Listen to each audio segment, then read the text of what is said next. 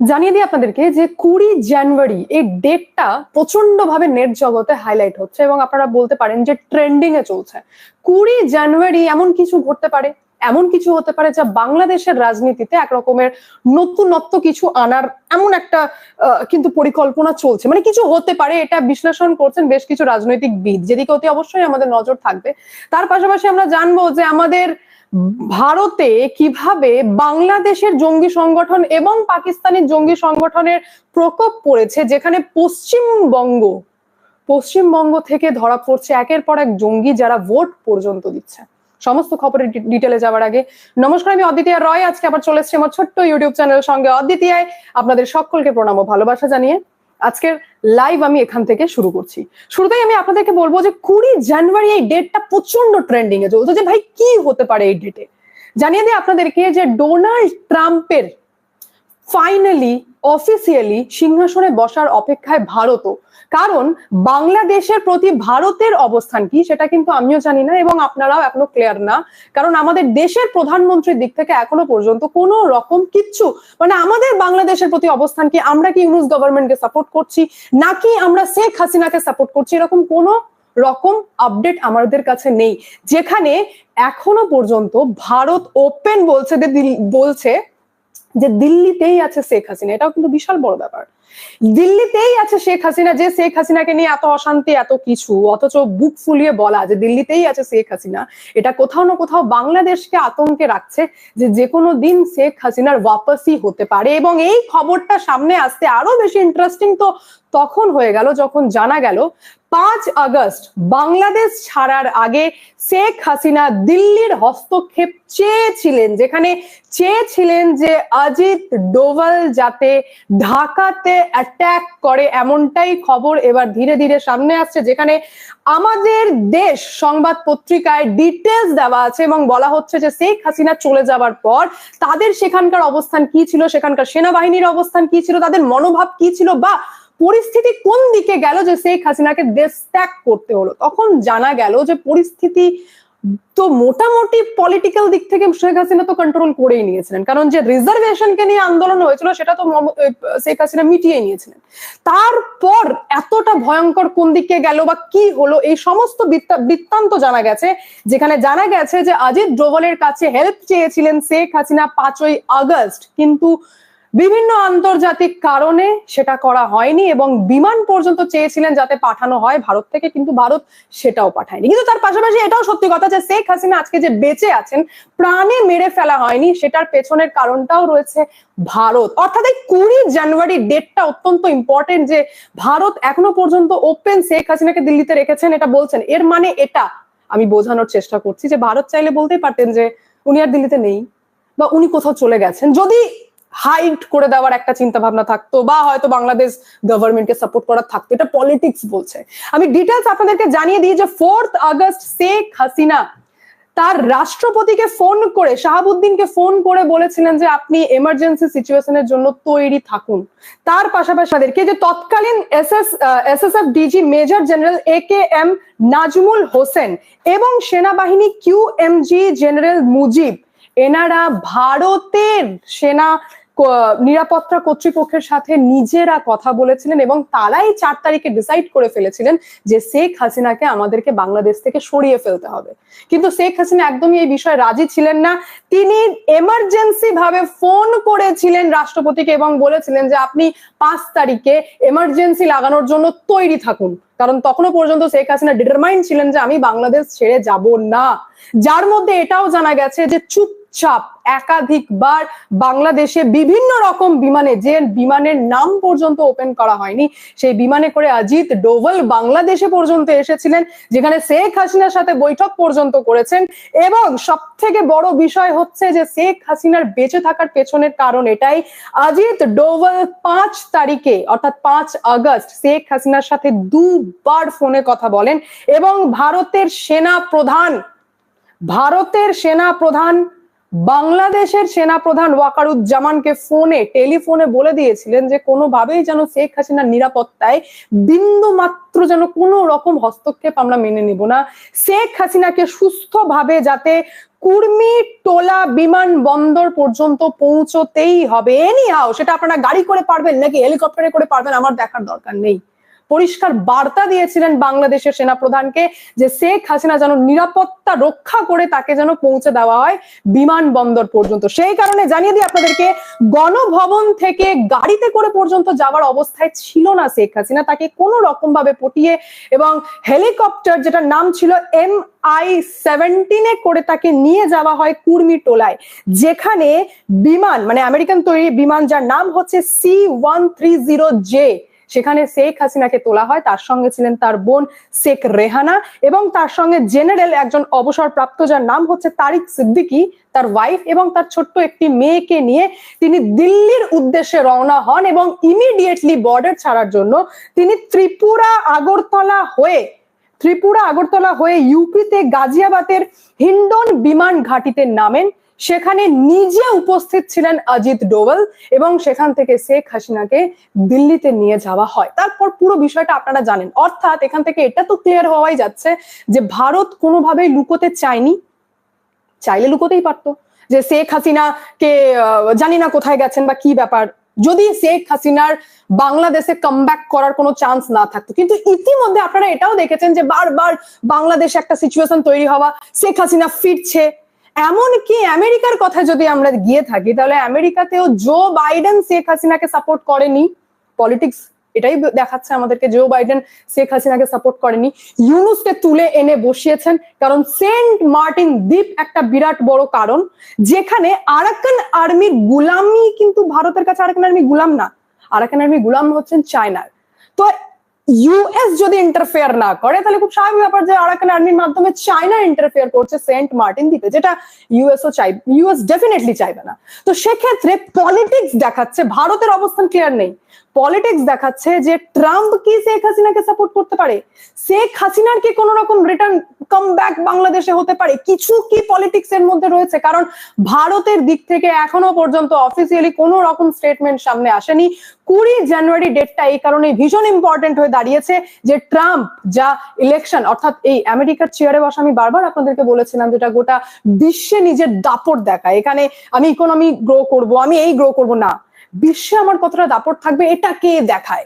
তো সেই জায়গায় ট্রাম্প কি করতে চলেছে, ট্রাম্প ভারত কি একসঙ্গে মিলে শেখ হাসিনাকে আবারও বাংলাদেশে ফেরাতে চায় কি না, পুরোটাই ডিসাইড করবে 20 জানুয়ারি। এতটা পর্যন্ত পলিটিক্স হচ্ছিল, ঠিক ছিল। কিন্তু বাংলাদেশে শেখ হাসিনা চলে যাওয়ার পর, ইউনুস গভর্নমেন্টের বসার পর, একটা কাঠপুতলি গভর্নমেন্টের আসার পর আমরা বারবার দেখেছি বাংলাদেশে মৌলবাদীদেরকে অ্যাক্টিভ হতে। এখন আমি যে ইনফরমেশন আপনাদেরকে দেব সেটা অত্যন্ত ইম্পর্টেন্ট এবং কান খুলে শোনার মতো ইনফরমেশন আমি আপনাদেরকে দিচ্ছি।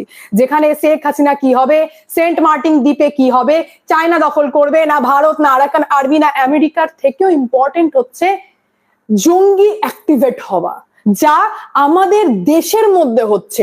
স্লিপার সেলকে জাগিয়ে তোলা হচ্ছে, যেখানে আপনাদেরকে জানিয়ে দিই যে যাকে বেশ কিছু রাজনৈতিক বিশ্লেষকরা বলে থাকেন ক্যানিংকে মিনি পাকিস্তান, সেই ক্যানিং থেকে পাকিস্তানি জঙ্গির গ্রেফতার হওয়া, পশ্চিমবঙ্গের ক্যানিং থেকে পাকিস্তানি জঙ্গির গ্রেফতার হওয়া অনেকটাই মিনিংফুল। যেখানে আপনাদেরকে জানিয়ে দিই আমি, বাংলাদেশে আনসারুল্লাহ এবিটি অ্যাক্টিভ হয়েছে, জামাত অ্যাক্টিভ হয়েছে, তার পাশাপাশি লস্কর ই তৈবাও বলে জঙ্গি সংগঠনও অ্যাক্টিভ হয়েছে, যার সাথে যোগসূত্র পাওয়া গেছে এই ক্যানিং এর জঙ্গির, যার নাম হচ্ছে জাভেদ আহমদ মুন্সি আদপে, যাকে অ্যারেস্ট করা হয়েছে। এবং আপনারা শুনে মাথা খারাপ হয়ে যাবে, এই জঙ্গি আইইডি অর্থাৎ যে কোনো বিস্ফোরক তৈরি করতে একদম তোখর, যে কোনো অত্যাধুনিক অস্ত্র চালাতে তোখর, এবং ইনি হচ্ছেন পাকিস্তানি ট্রেনিং প্রাপ্ত একজন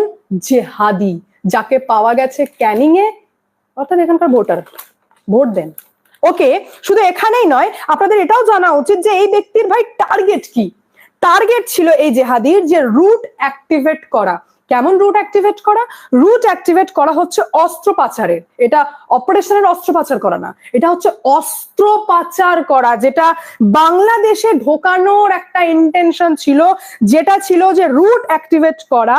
এনি হাও বাংলাদেশে যে গরমা গরম সিচুয়েশন রয়েছে, যা খারাপ মাহল রয়েছে, সেখানে যে কোনো ভাবে মৌলবাদীদের হাতে অত্যাধুনিক অস্ত্র তুলে দেওয়া এবং ডিল ফাইনাল করে, ডিল করতে গেছিলেন তিনি এবং রুট ম্যাপিং করছিলেন যে কিভাবে কোন রুটে অস্ত্রগুলোকে নিয়ে গিয়ে যাওয়া হবে, এবং এই মুহূর্তে তিনি একাই যাচ্ছিলেন ডিল ফাইনাল করতে। শুধু এখানেই শেষ নয়, ভারতের স্লিপার সেল আমার আপনাদের আশেপাশেই রয়েছে, হয়তো আমরা চিনি না, ভারতের স্লিপার সেল তাদেরকে অ্যাক্টিভেট করে তাদের হাতে অস্ত্র, অত্যাধুনিক অস্ত্র তুলে দেওয়াটাই ছিল এই জেহাদির কাজ, এই জাভেদের কাজ। শুধু এখানেই নয়, আপনাদেরকে জানিয়ে দিই যে ইতিমধ্যে অলরেডি এই ব্যক্তি বাংলাদেশ, নেপাল এবং পাকিস্তানে অলরেডি যাতায়াত করেছেন, এবং ভারত এটাও লক্ষ্য করছে যে বাংলাদেশের চট্টগ্রাম বন্দরে একের পর এক পাকিস্তানি জাহাজ আসছে, একের পর এক পাকিস্তানি জাহাজ আসছে। যথেষ্ট মিনিংফুল। শুধু এখানেই নয়, এই জাভেদ আমাদের ভারতের সাথে কেমন পশ্চিমবঙ্গের সাথে কেমন অতপ্রতভাবে জড়িত। এই ব্যক্তি 2011 সালে সুন্নি সংগঠনের নেতা শওকত শাহের খুনে জড়িত, জামিন পাওয়া একজন ব্যক্তি, যা ওপেন ঘুরে বেড়াচ্ছেন, এবং রাষ্ট্রদ্রোহিতার মতো মামলা রয়েছে এই ব্যক্তির এগেনস্টে। এখন আপাতত তিনি কাশ্মীর পুলিশের হাতে রয়েছেন, ধরা পড়েছেন, কিন্তু কতটা ডেঞ্জারাস যে রাষ্ট্রদ্রোহিতার মতো মামলা থাকার পরও তিনি বাইরে, বিকজ আমাদের দেশের লয়াররা তাকে বাইরে করতে পেরেছেন। তিনি মার্ডার কেসের মতো মামলা থাকার পরেও তিনি বাইরে, তার এত বড় আস্পর্ধা যে তিনি রুট অ্যাক্টিভ করছিলেন। শুধু এখানেই শেষ না, আমি এর থেকে ভয়ঙ্কর ইনফরমেশন আপনাদেরকে দেব, সেটা হচ্ছে যে আপনাদের মনে আছে আমি দুদিন আগে একটা ইনফরমেশন দিয়েছিলাম যে চিকেন নেক এরিয়া অর্থাৎ শিলিগুড়ি করিডোরে অশান্তি করার একটা ঝামেলা তৈরি করার চিন্তা ভাবনা চলছে, জেহাদ করার চিন্তা ভাবনা চলছে। যে ব্যক্তি ধরা পড়েছে তার সাথে যোগাযোগ পাওয়া গেছে বাংলাদেশের এবিটি জঙ্গি সংগঠনের। সেই ব্যক্তি সম্পর্কে শুনে মাথা খারাপ হয়ে যাবে আপনাদের, যে ব্যক্তির নাম হচ্ছে মোহাম্মদ সাদ রেড্ডি, যাকে কেরল থেকে অ্যারেস্ট করা হয়েছে। সেই ব্যক্তি ওরফে সাব শেখ, যিনি কান্দি মুর্শিদাবাদের, আমি কথা বলছি মুর্শিদাবাদের কান্দি এবং হরিহর পাড়া, এই দুটো বিধানসভারই ভোটার, অর্থাৎ ভারতের ভোটার তালিকায়, পশ্চিমবঙ্গের ভোটার তালিকায় মুর্শিদাবাদের দুই বিধানসভা। এখানে আমি একদম ডিটেলস ডেপথে যাচ্ছি যে হরিহর পাড়া এবং কান্দি বিধানসভার ভোটার। কান খাড়া করুন কান্দির লোক, কান খাড়া করুন হরিহর পাড়ার লোক। এখানকার ভোটার হচ্ছেন এই মোহাম্মদ সাদ রেড্ডি ওরফে সাব শেখ, যিনি মাস্টার মাইন্ড ছিলেন ওই চিকেন নেক এরিয়াতে সন্ত্রাস ছড়ানোর এবং স্লিপার সেলগুলোকে অ্যাক্টিভেট করার। নট অনলি দ্যাট, আমি আপনাদেরকে আরো বড় খবর দিচ্ছি, সেটা হচ্ছে যে এই আব্বাস আলী, অর্থাৎ যিনি অ্যারেস্ট হয়েছেন একজন জঙ্গি, যিনি চালাতেন মাদ্রাসা, এবং মিনারুল শেখ, যিনি পাম্প মেকানিক্যাল ইঞ্জিনিয়ার, এনারা দুজনেই ভোটার হচ্ছেন মুর্শিদাবাদের। এনারা দুজনেই ভোটার হচ্ছেন মুর্শিদাবাদের, এবং তারা এখনো পর্যন্ত গোয়েন্দারা এখনো পর্যন্ত তদন্ত চলছে যে এনাদেরকে কে ভোটার আই কার্ড দিয়েছে, কিভাবেই বা ভোটার আই কার্ড পেয়েছে। রাজ্যের ইন্টেলিজেন্স লেভেলের কথায় আমি গেলাম না, কিন্তু এই যে ভোটার তালিকায় নাম এবং কান্দি হরিহর পাড়া নাকের ডগায় ভোট দিতেন, আমি আপনাদেরকে কোয়েশ্চেন করতে চাই, জানতে চাই আপনাদের কাছে, কাকে ভোট দিতেন এনারা? কোন দলকে ভোট দিতেন এনারা? কমেন্টের মাধ্যমে জানান কাকে ভোট দিতেন এনারা।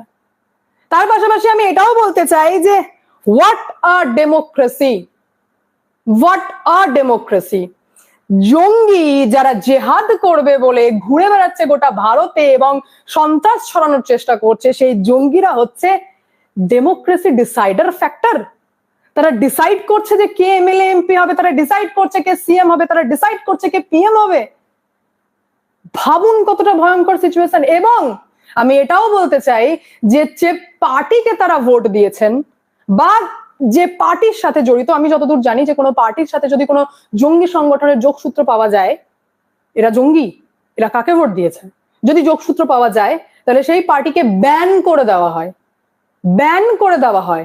এবং আমি চাই যে রাজ্যের ইন্টেলিজেন্সের কথা তো বললামই না, বাট তারপরে আমি ভরসা রাখছি, আমি চাই যে তদন্ত সেই লেভেলে হোক যাতে জানা যায় যে এনারা কাকে ভোট দিয়েছেন এবং এবং এবং কিভাবে এনাদের ভোটার আই কার্ড হয়েছে আর কতটা দ্রুত এনাদের ভোটার আই কার্ড হয়েছে এবং এটা কিভাবে সম্ভব যে একজন ব্যক্তি দুটো বিধানসভায় নাম থাকা, ভোট দেওয়া, যারা এইবারও ভোট দিয়েছে, এটা কিভাবে সম্ভব সেটা তদন্ত হোক এবং সেই পার্টিকে ডেফিনেটলি ব্যান করা উচিত, ব্যান করা হোক। কারণ এই যে ভোট পলিটিক্স করে এই যে রাজ্যের মধ্যে একটা সন্ত্রাস ছড়ানো, আমি একটা কথা ক্লিয়ার কাটে বলে দিই যে এই জঙ্গিদের কিন্তু কোনো জাত হয় না, এরা বোম ফাটালে হিন্দুও মরবে মুসলমানও মরবে, এটা হচ্ছে ফ্যাক্ট। এনাদের টার্গেট সেট থাকে যে আমাদেরকে জায়গা দখল করতে হবে, এরিয়া দখল করতে হবে, আমাদেরকে এখানে সরিয়া কানুন লাগাতে হবে এবং তালিবানি শাসন স্টার্ট করতে হবে, আমাদেরকে আফগানির মতো করে চলতে হবে, আফগানিস্তানের মতো করে, বিকজ এটা ইজ এ টার্গেট সেট। এনাদের জেহাদে আইডেন্টিফাই করে মার্ডার হয় না, এনাদের জেহাদে হিন্দুও মরে মুসলমানও মরে, তাহলে এনাদের কোনো জাত হয় না, এটা তো ক্লিয়ার। কিন্তু এখন প্রশ্ন এটাই যে এনারা কাকে ভোট দিয়েছেন, কাকে? এই হচ্ছে আমাদের পশ্চিমবঙ্গের পরিস্থিতি, যেখানে দেশ এখন চিন্তা করার কথা বাংলাদেশের রাজনৈতিক পরিস্থিতি নিয়ে, এখানে ডিপ্লোমেসি কি চলছে, বাংলাদেশের রাজনীতিতে তত্ত্বাপলট কি হচ্ছে, কোন কে বসছে, কি ঘটছে, এই সবের পাশাপাশি এখন আমাদের দেশের সরকারের মাথা ব্যথা হয়ে দাঁড়াবে পশ্চিমবঙ্গ রেড লাইটে, পশ্চিমবঙ্গের জঙ্গি ধরা পড়ছে, সব পশ্চিমবঙ্গে কেন? কেরল থেকে যে ধরা পড়লো তার যোগসূত্র পশ্চিমবঙ্গের ভোটার বেরোলো। আমার তো সন্দেহ, আমার কাছে রিপোর্ট নেই, আসামে যে 5 জন ধরা পড়েছে তারাও হয়তো যোগসূত্র পশ্চিমবঙ্গ। কেন? অর্থাৎ বাংলাদেশের অশান্তি, তাদের সেখানকার জঙ্গি সংগঠন অ্যাক্টিভ হচ্ছে, আর এদিকে আমাদের পশ্চিমবঙ্গে একের পর এক ক্যানিং থেকে শুরু করে মুর্শিদাবাদ, হরিহরপাড়া, কান্দি, প্রত্যেকটা জায়গায় দেখছি এক একটা জঙ্গি। এখন তো আমার সন্দেহ যে এই জঙ্গি সিস্টেমে ঢুকে নেই তো, এই জেহাদি সিস্টেমে ঢুকে নেই তো,